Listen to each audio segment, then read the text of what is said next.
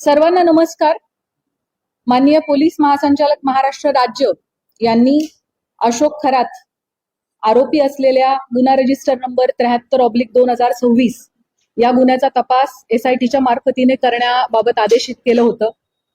त्यानुसार दिनांक 20 मार्च 2026 या तारखेपासून तो गुन्हा आणि त्याशिवायचे 10 गुन्हे असे एकूण 11 गुन्हे SITकडे तपासाला आहेत. सदर विशेष तपास पथकामध्ये तपास अधिकारी म्हणून 2 पोलीस उपअधीक्षक आहेत, जे माझ्यासोबत दोघंही इथं उपस्थित आहेत. त्याच पद्धतीनं सहाय्यक तपास अधिकारी म्हणून 3 पोलीस निरीक्षक, 3 सहाय्यक पोलीस निरीक्षक, 10 पोलीस उपनिरीक्षक आणि 6 पोलीस अंमलदार असं एकूण 24 लोकांचं आपलं तपास पथक आहे. त्यापैकी काही लोक इथं उपस्थित आहेत, काही लोक उपस्थित राहू शकलेले नाहीयेत. अशोक खरात याच्या विरुद्ध नाशिक आणि नगर जिल्हा या दोन्हींमध्ये मिळून एकूण 12 गुन्हे दाखल झालेले आहेत, ज्यामध्ये अशोक खरात आरोपी आहे. या 12 गुन्ह्यांपैकी 9 गुन्ह्यांचा तपास हा SIT करत आहे, 2 गुन्ह्यांचा तपास अहिल्यानगर पोलीस करत आहेत आणि एका गुन्ह्याचा तपास नाशिक शहर पोलीस करत आहेत. आणि अशोक खरात विरुद्ध नसलेले मात्र या विषयाशी संबंधित असे 2 गुन्हे दाखल आहेत.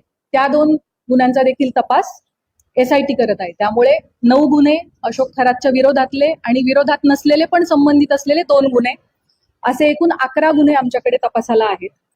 गुन्ह्यातील आरोपी विरुद्ध दाखल केलेल्या गुन्ह्यांपैकी आमच्याकडे असलेल्या गुन्ह्यांपैकी 8 गुन्हे हे महिला लैंगिक अत्याचाराचे गुन्हे आहेत आणि उर्वरित 3 गुन्हे हे फसवणूक आणि त्याच्यासोबतच अंधश्रद्धा विरोधी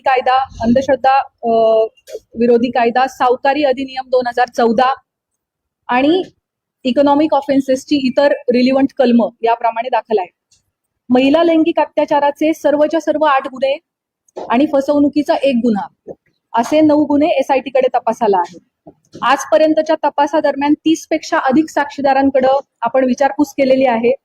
साक्षीदारांकडे आणि पीडितेंकडे आपण जी चौकशी केली त्यातून आरोपी हा पीडित व्यक्ती आणि कुटुंबाच्या श्रद्धेचा गैरफायदा घेत होता, त्यांना भीती दाखवत होता, खडे, चिंचोके, रुद्राक्ष, पूजा विधी इत्यादी गोष्टींच्या माध्यमातून त्यांच्याकडून पैसा उकळत होता, महिलांना स्वतःकडे दैवी शक्ती असल्याचं भासवत होता, त्यांच्या कुटुंबियांच्या मृत्यूची भीती दाखवून त्यांना बदनामी करण्याची धमकी देऊन त्यांचं लैंगिक शोषण करत होता. त्याच पद्धतीनं ईशान्येश्वर मंदिराच्या परिसरात अंधारामध्ये हातचलाकीनं स्वतःकडे दैवी शक्ती असल्याचं भासवून समाजामध्ये सातत्यानं अंधश्रद्धा पसरवण्याचं कामही करत होता, असं आपल्याला निष्पन्न होतंय. महिला अत्याचाराच्या संदर्भाने दाखल 8ही गुन्ह्यांमध्ये पीडिता आणि त्यांचे कुटुंबीय हे अतिशय धाडसाने समोर आलेले आहेत आणि त्यांनी फिर्याद दाखल केली आहे. त्याच्यामुळेच आपण आरोपीवरती कायदेशीर कारवाई करू शकत आहोत.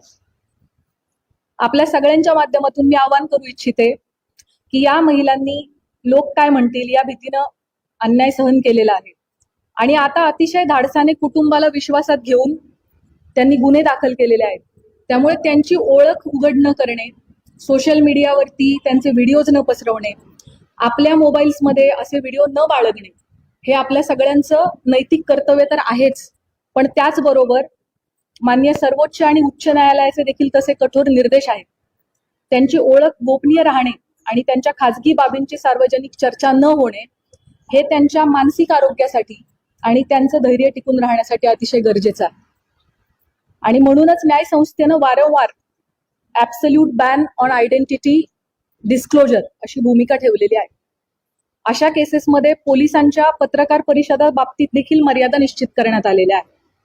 पीडितेच्या गोपनीयतेचा भंग ज्या समाज माध्यमातून झाला आहे अशा प्लॅटफॉर्मवरून ती माहिती हटवण्याबाबत न्यायालयाचे निर्देश आहेत. पीडिता किंवा कुटुंबियांच्या मुलाखती घेण्यास बंदी आहे. अंतिम निकाल येण्यापूर्वीच आरोपीच्या प्रतिष्ठेला हानी पोहोचवणारे आणि माध्यमांद्वारे चालवणारा खटला, ज्याला आपण मीडिया ट्रायल असं म्हणतो, अशी परिस्थिती निर्माण करणारे किंवा केवळ तर्कवितर्काच्या आधारित वार्तांकन टाळावे असे निर्देश देखील माननीय उच्च आणि सर्वोच्च न्यायालयांनी प्रसारमाध्यमांना दिलेले आहेत. कलम 72 BNS लैंगिक अत्याचाराच्या पीडितांची ओळख उघड करणाऱ्यांना शिक्षेस पात्र ठरवते. अनुच्छेद 21 भारतीय संविधान पीडितेचा जगण्याचा अधिकार, गोपनीयतेचा अधिकार आणि प्रतिष्ठेचा अधिकार यांचं संरक्षण करतं. जुलै 2025 मध्ये मद्रास उच्च न्यायालयाने एका महिला वकिलाचे तिच्या संमतीशिवाय चित्रण केलेले खाजगी स्वरूपाचे फोटो व्हिडिओ तात्काळ 48 तासांच्या आत काढून टाकण्याचे आदेश दिलेले होते. अशा प्रकारची सामग्री रोखणं हे राज्याचं कर्तव्य आहे असं न्यायालयाने त्यावेळेला अधोरेखित केलं होतं. SIT कडे असणाऱ्या गुन्ह्यांमधील पीडितांचे आक्षेपार्ह व्हिडिओ जे आहेत, जे प्रसारित झाले होते, त्याच्या एकूण 4650 लिंक्स SITच्या सायबर टीमने, आपली जी टीम आहे 24 लोकांची, यामध्ये 4 लोकांची सायबर टीम आहे. या सायबर टीमचं पूर्ण वेळ कर्तव्य हे होतं की प्रत्येक काही मिनिटांनी काही नवीन अपलोड झालंय का ते शोधणं आणि त्याला रिपोर्ट करणं. 24 लोकांची, यामध्ये 4 लोकांची सायबर टीम आहे. या सायबर टीमचं पूर्ण वेळ कर्तव्य हे होतं की प्रत्येक काही मिनिटांनी काही नवीन अपलोड झालंय का ते शोधणं आणि त्याला रिपोर्ट करणं. आपली ही जी SITची सायबर टीम आहे, तिने महाराष्ट्र सायबरच्या मदतीनं आतापर्यंत 4650 लिंक्स या डिलीट करून घेतलेल्या आहेत. त्याच पद्धतीने सोशल मीडियावरती आक्षेपार्ह पोस्ट पुन्हा पुन्हा टाकणाऱ्या एकूण 451 अकाउंटला कायमस्वरूपी काढून टाकण्यात आलेला आहे. पीडितांचे आक्षेपार्ह व्हिडिओ प्रसारित केल्याप्रकरणी आतापर्यंत 2 गुन्हे देखील दाखल झालेले आहेत. सदरचे गुन्हे हे सातपूर पोलीस स्टेशन नाशिक शहर आणि कोपरगाव पोलीस स्टेशन अहिल्यानगर या ठिकाणी दाखल असून संबंधित घटकच त्याचा तपास करत आहेत आणि त्यामध्ये आजपर्यंत एकूण 6 आरोपींना अटक देखील करण्यात आलेली आहे. दिल्ली उच्च न्यायालयाने अलीकडेच एका विनयभंगाच्या प्रकरणाशी संबंधित बदनामीकारक स्वरूपाच्या सोशल मीडिया पोस्ट काढून टाकण्याचे आदेश दिलेले आहेत आणि आरोपीची प्रतिष्ठा जपण्यासाठी आणि त्याला निपक्ष सुनावणी मिळण्याची खात्री करण्यासाठी न्यायालयाने ही स्टेप घेतली होती. SIT कडे असणारे सर्वच तपास हे अतिशय संवेदनशील प्रकारचे असल्यामुळे त्याविषयीची जी माहिती आपल्याला सांगणं शक्य आहे ती माहिती मी आपणास याद्वारे दिलेली आहे. आपल्या सगळ्यांच्या मनामध्ये या प्रकरणाविषयी अनेक प्रश्न आहेत, मला त्याची पूर्णतः कल्पना आहे. त्यापैकी बहुतांश प्रश्नांना स्पर्श करण्याचा मी प्रयत्न केलेला आहे. या प्रकारच्या गुन्ह्यामध्ये BNS सेक्शन 93 BNSS प्रमाणे गुन्हा दाखल झाल्यापासून 60 दिवसांच्या आत आपल्याला दोषारोप पत्र दाखल करणं आवश्यक असतं. आपल्याकडचा या प्रकारचा पहिला गुन्हा हा नाशिक शहरामध्ये 17 मार्च 2026 रोजी दाखल झालेला आहे आणि SIT कडे त्याचा तपास 20 तारखेला आला, 3 दिवसानंतर. त्याचे ऑलरेडी 20 दिवस संपलेले आहेत आणि आणखी 40 दिवस अवधी आपल्या हातामध्ये आहे पहिल्या गुन्ह्यासाठी आणि उरलेले जे 7 गुन्हे आहेत ते देखील पुढच्या आठवडाभराच्या कालावधीमध्ये दाखल झालेले आहेत. त्यामुळे 40 दिवसानंतर पुढच्या आठवडाभरात या उरलेल्या सगळ्या गुन्ह्यांचं देखील डेडलाईन जी आहे ती जवळ येते. त्यामुळे असं आपण म्हणू शकतो की 40 ते 45 दिवसांमध्ये या 8 गुन्ह्यांचा तपास आपल्याला पूर्ण करणं आवश्यक आहे. तरी या सर्व गुन्ह्यांमध्ये चांगले पुरावे गोळा करून तपास वेळेत पूर्ण करण्याची SITचे प्रयत्न सुरू आहेत. त्यासाठी सर्वतोपरी प्रयत्न संपूर्ण टीम करत आहे. आपल्या सर्वांना विनंती आहे की पीडितांना कोणत्याही प्रकारे मनस्ताप होणार नाही याची समाज म्हणून आपण सगळ्यांनी काळजी घेऊयात. तुमच्या माध्यमातून हे आव्हान, ही विनंती मी सर्वांना करू इच्छिते.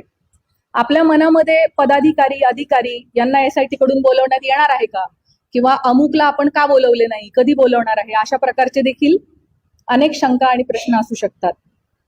अनेक पत्रकार, सामाजिक कार्यकर्ते यांनी वेळोवेळी मला मेसेज करून या प्रकारच्या प्रश्नांची विचारणा केलेली आहे. त्याबाबत मी सांगू इच्छिते की आपल्याकडे दाखल गुन्ह्यामध्ये फिर्यादी आणि साक्षीदार जे सांगतात त्याच्या अनुषंगाने तपास होत असतो. तपासादरम्यान जे पुरावे समोर येतात त्याप्रमाणे पुढील तपास केला जातो. पुराव्याच्या आधारे कोण व्यक्ती सह आरोपी आहे का हे पाहिले जाते. त्यानुसार त्याची चौकशी आणि त्याच्यावरची इतर कायदेशीर कारवाई केली जाते. त्यामुळे या गुन्ह्यांच्या बाबतीमध्ये देखील हा गुन्हा घडण्यासाठी मुख्य आरोपी सोडून इतर कोणी कारणीभूत ठरलं आहे का, कोणी याची इकोसिस्टीम निर्माण करण्यामध्ये सहाय्यभूत ठरलेलं आहे का, या अंगाने सुद्धा आपण तपास करत आहोत. या गुन्ह्यांची पार्श्वभूमी तयार करण्यासाठी कोणी मदत केली आहे का, याबाबत पुराव्यानिशी जर आपल्याला निष्पन्न झालं तर त्याविषयी निश्चित कायदेशीर कारवाई केली जाईल. त्याबाबत आपण कोणीही मनामध्ये कुठल्याही पद्धतीची शंका कृपया बाळगू नये. गेले 17 दिवस SIT या गुन्ह्यांचा तपास करत आहे. आमचा तपास अजूनही सुरू आहे. त्यामुळे बहुतांश प्रश्नाची उत्तरं मी दिलेली आहेत. काही प्रश्न कदाचित अनुत्तरित राहिलेले असतील, परंतु जसजसा तपास पुढे जाईल तशी तशी आपल्याला त्या प्रश्नांची पण उत्तरं मिळतील. महत्वाच्या टप्प्यांवरती SIT कडून आपल्याला ब्रीफिंग दिले जाईल. चार्जशीट दाखल होईपर्यंत आपल्याला या प्रकरणाची गोपनीयता बाळगणं अतिशय आवश्यक आहे. तरी मी आपल्या सगळ्यांकडून सहकार्याची अपेक्षा बाळगते. यापूर्वी अशोक खरात याला पहिल्या गुन्ह्यामध्ये एकूण 14 दिवस पोलीस कोठडी मिळाली होती. ती दिनांक 31 रोजी संपली. दिनांक 1/4/2026 रोजी आपण दुसऱ्या गुन्ह्यात त्याला अटक केली आणि न्यायालयासमोर हजर केलं. दिनांक 2 पासून 7 दिवसांची पोलीस कोठडी उद्या दिनांक 8/4/2026 पर्यंत माननीय न्यायालयाने मंजूर केलेली आहे. आता यानंतर पुढील गुन्ह्यामध्ये पोलीस कोठडी आपल्याला मिळावी यासाठी आपण माननीय न्यायालयाला विनंती करणार आहोत. या दरम्यान तुम्हाला माहित आहेच की काही कारणांसाठी आपण VC द्वारे न्यायालयामध्ये आरोपीला हजर करण्याची परवानगी मागितली होती आणि मागच्या हिअरिंगच्या वेळेला माननीय न्यायालयाने तशी परवानगी आपल्याला दिली होती. खरातच्या आर्थिक व्यवहार, प्रॉपर्टीज इत्यादींच्या अनुषंगाने देखील आपल्या मनात भरपूर प्रश्न आहेत, याची मला कल्पना आहे. त्याबाबत मी सांगू इच्छिते की या प्रकरणामध्ये ईडीने दखल घेतलेली आहे. ईडीने विशेष तपास पथकाला जी माहिती मागितली आहे आमच्याकडून, ती सगळी माहिती आम्ही त्यांना पुरवलेली आहे आणि भविष्यात देखील ईडीला आमचे पूर्णपणे सहकार्य असणार आहे. भारतीय राज्यघटनेच्या कलम 51(अ) मध्ये भारतीय नागरिकांची मूलभूत कर्तव्ये सांगितलेली आहेत. त्यामध्ये वैज्ञानिक दृष्टिकोन आणि चौकस बुद्धीचा विकास करणे हे आपल्या सगळ्या नागरिकांचे मूलभूत कर्तव्य आहे, असं आपलं संविधान सांगतं. या निमित्ताने भविष्यात अंधश्रद्धेपोटी महिलांचं शोषण घडू नये, कोणीही कुठल्याही बंधूच्या फसवणुकीला समाजाने बळी पडू नये, यासाठी सतर्क आणि चौकस राहण्याचं आव्हान मी आपल्या मार्फतीने सर्व नागरिकांना करू इच्छिते. अतिशय शॉर्ट नोटीसवर सर्व पत्रकार बंधू भगिनी ह्या प्रेस कॉन्फरन्ससाठी उपलब्ध झालेले आहेत, उपस्थित झालेले आहेत. तर सगळ्यांचे मी मनापासून आभार मानते आणि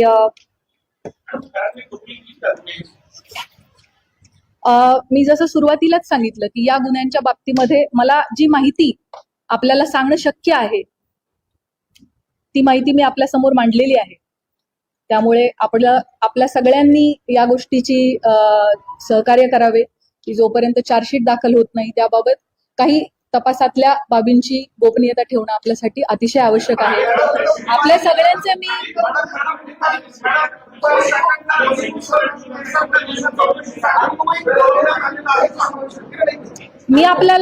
मला वाटतं ह्या सगळ्या प्रश्नांची उत्तरं मी ऑलरेडी आपल्याला दिलेली आहेत.